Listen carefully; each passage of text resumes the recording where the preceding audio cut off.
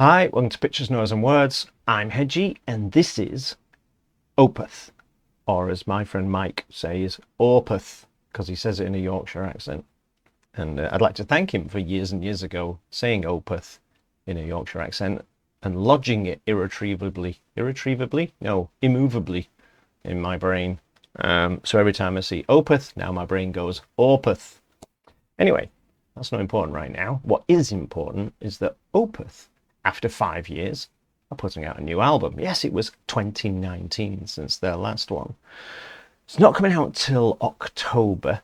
It's called The Last Will and Testament. I'm sure you can see that there as well as I can. I hope it isn't. So, Opeth. Go back a long way, Opeth and I. Right back to, I don't know, the beginning almost. You know, I'm not one of those people that's going to say, oh yes, on day one I got their first album and I was there from day one, but I was, you know, like 2 years in or something, I was on board, and that's a long time ago. I've seen them live. I've lost track how many times I've seen them live. And as anyone who is an Opeth fan, but if you're not an Opeth fan, but as anyone who is an Opeth fan will know, in 2011, they brought out an album called Heritage, which changed the direction of the band. So Opeth have always been prog, right? But they were death prog. So they had a good death metal aspect to them and very strong prog aspect to them at the same time. Then in 2011, they just went prog, right? They dropped the death metal. No more growling. Everyone went.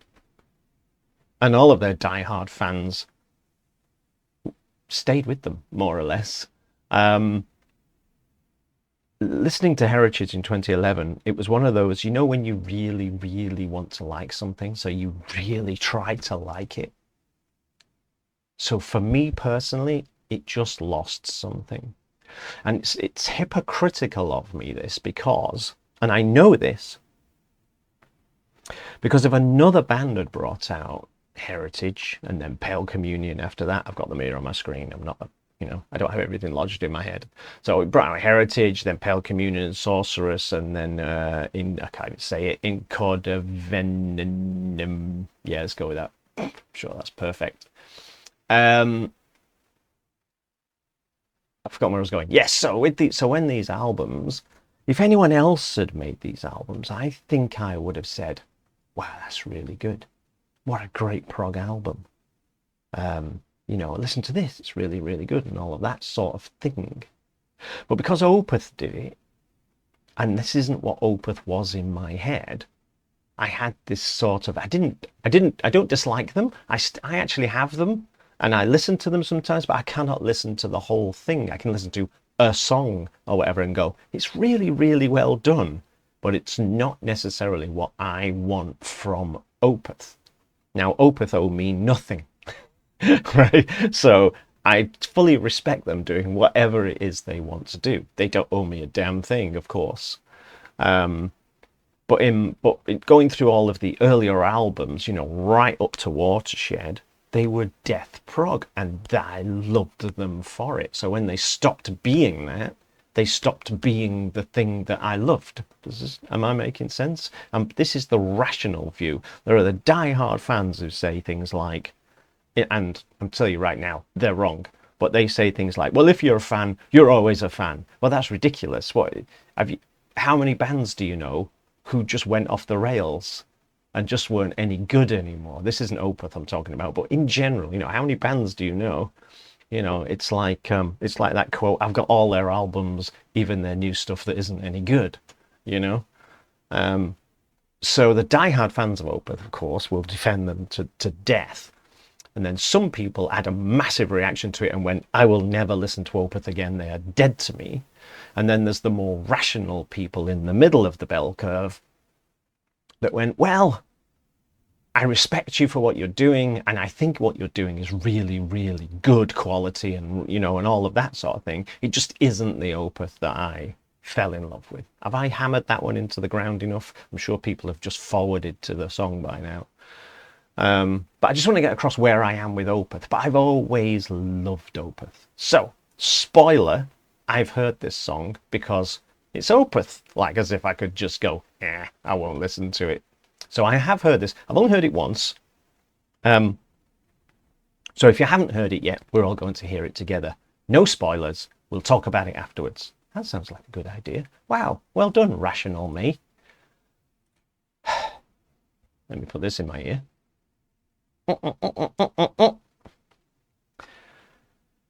There's no video, by the way. Oh yeah, did I say it's not out till October the 11th, so definitely plenty of time to save up. And this song is the radio edit, and it's called S1, and it's got a funny symbol for the S, which I'm sure you can see in the title of this video if YouTube allows me to use that symbol. And I have no idea what that symbol means. If it means anything, excuse me, it could be just a very stylized S. But anyway, S1 of the album The Last Will and Testament, which is not out until October the 11th. And the thing to really lodge in your head, and I know I've just said it, but I'm saying it again, this is a radio edit of the song. So the actual song could be 38 minutes long for all I know. Okay? Opeth.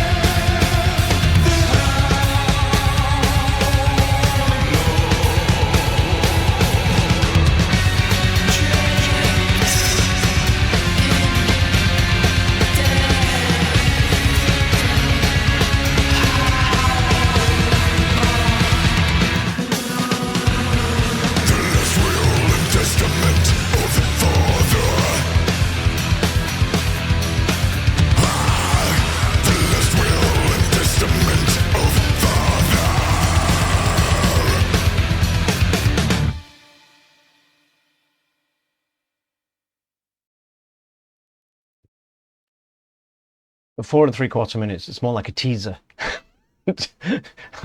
Who knows how long the actual song is?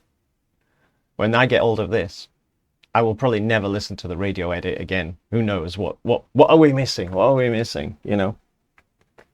So, I love it. Right.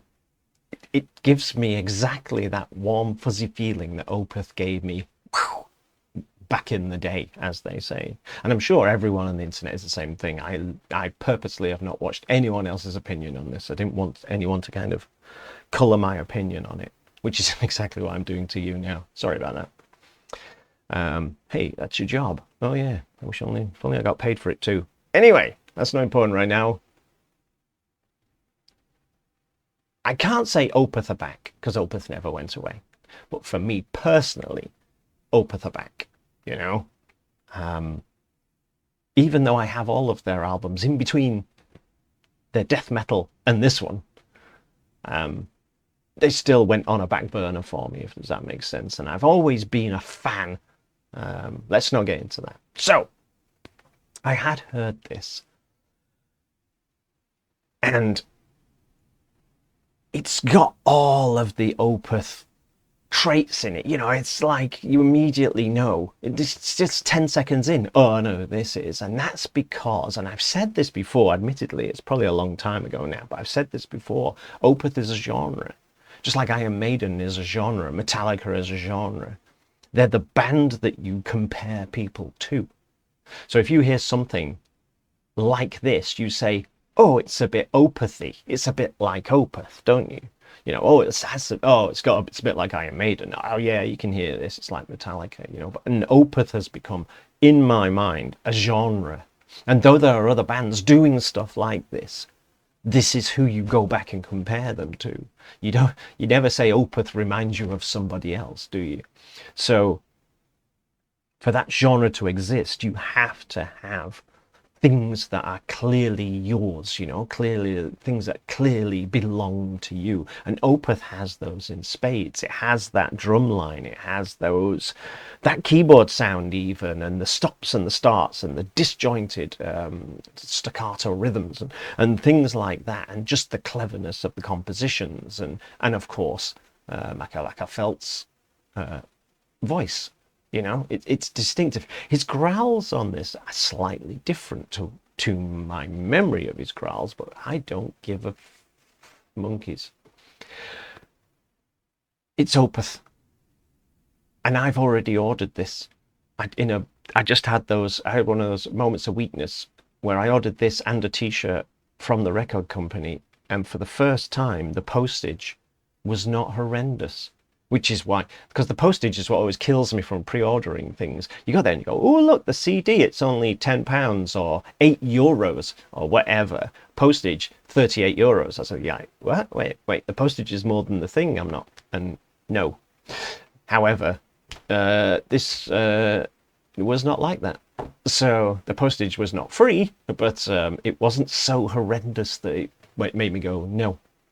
And I never do that, by the way. I never pre-order albums like way in advance from the record company. I might pre-order one from Amazon, say, if it's due out in 2 weeks' time or something like that, because otherwise I might forget.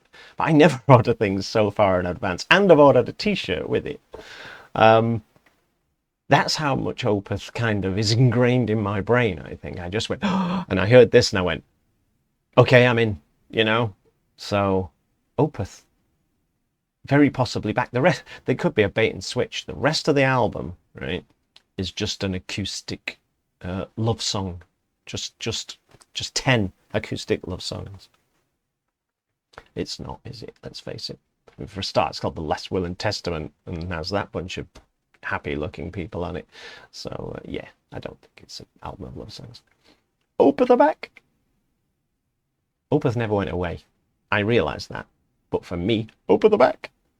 With the and when they tour next, which they're probably about to, I will go again. I haven't been for a long time to see Opeth. I must confess, the last time I saw them, I was a little bored. But it's time to get back on the Opeth train. Let me know what you think. and I shall see you soon. Bye bye.